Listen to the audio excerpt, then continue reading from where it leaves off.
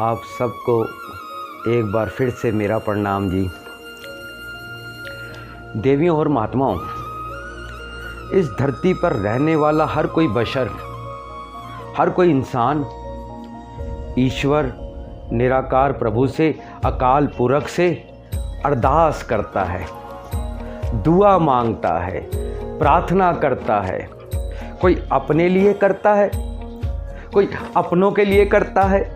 कुछ ऐसे विरले भी होते हैं जो सबके लिए मांगते हैं। नानक नाम चढ़दी कला, तेरे भाने सरबत का भला। सजनों, मन में ध्यान आया कि आखिर अरदास है क्या? प्रार्थना, दुआ, प्रेयर है क्या? जो रब्बी जनों से, साधु जनों से समझा जाना, परम शक्ति निराकार ईश्वर के आगे श्रद्धा से, भक्ति से युक्त होकर मांगना, प्रार्थना करना, विनती करना, निवेदन करना अरदास है। अरदास का अर्थ ही यही है, सद्गुरु निरंकार से मांगना, सुख दो, दुख खत्म कर दो। सर्वे भवन्तु सुखिनः, सर्वे सन्तु निरामय, सर्वे भद्राणि पश्यन्तु, मा कश्चित् दुख भाग भवते। अरदास मेरे हृदय का भाव है। अरदास का भाव ही यही होता है, हर पल हर क्षण निराकार सद्गुरु का शुक्राना करते रहना। लेकिन देखें, भाग दौड़ की जिंदगी में इतने बिजी हो गए हैं, इतने व्यस्त हो गए हैं, कभी कभी ध्यान नहीं रहता, अरदास करना भूल जाते हैं। वो शब्द, वो भाव भूल जाते हैं जो अरदास का रूप लेते हैं। लेकिन महात्माओं के पास विधि होती है प्रभु से जोड़ने की।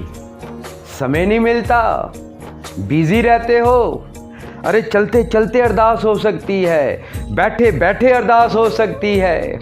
निर्गुण सरगुण का ध्यान करते हुए निराकार सद्गुरु को थैंक यू कह दो, ये भी अरदास है।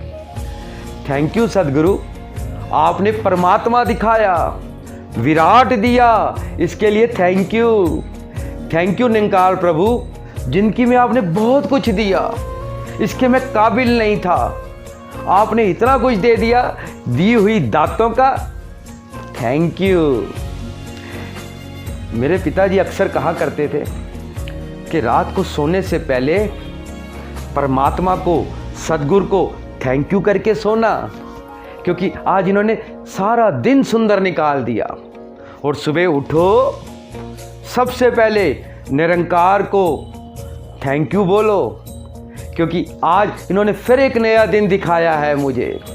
सुबह उठते ही बाद में चाय मांगना, सुबह की वेला में प्रभु से परमार्थ मांगना, सतगुरु से जीवन का यथार्थ मांगना, सत्संग मांगना, सिमरन मांगना, सेवा मांगना।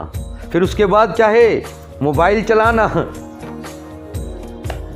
और देखा है जो सुबह उठते ही परमात्मा को, सद्गुरु को थैंक यू कहते हैं, फिर वो सारा दिन खुशियों को इनवाइट करते हैं, सुखों को निमंत्रण देते हैं। और दूसरी छोटी अरदास, सॉरी।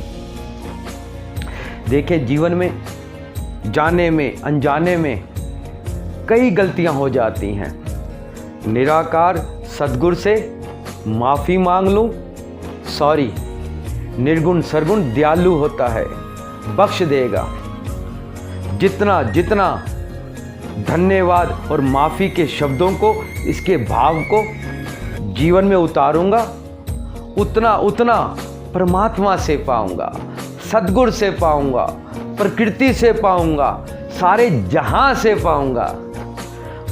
और कितनी कमाल की बात है, थैंक यू और सॉरी कि ये शब्द, ये भाव जहां अरदास का रूप लेते हैं, वहां पर ये शब्द जीवन के हर मोड़ पे काम में आते हैं। देखें, रिश्तों में, आस पड़ोस में, दोस्तों में, समाज में, यहाँ तक कि भक्ति के मार्ग में भी गलतियाँ हो जाती हैं। अगर मैं गलती स्वीकार कर लेता हूँ, हृदय से सॉरी कह दूं, जीवन बदल जाता है। जीवन में सुंदरता आ जाती है, रिश्तों में मधुरता आ जाती है, रिश्ते मजबूत हो जाते हैं। चाहे फिर वो सामाजिक हो, चाहे वो आध्यात्मिक हो।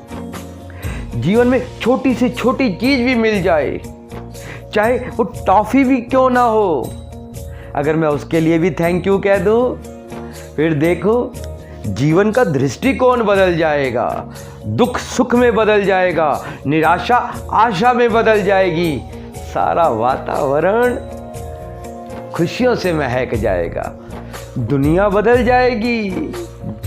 मेरे प्रियजनों, कोई ऐसा शब्द जो आपको शोभा ना देता हो, उसके लिए सॉरी जी, और आप इतना प्यार दे रहे हैं उसके लिए थैंक यू जी।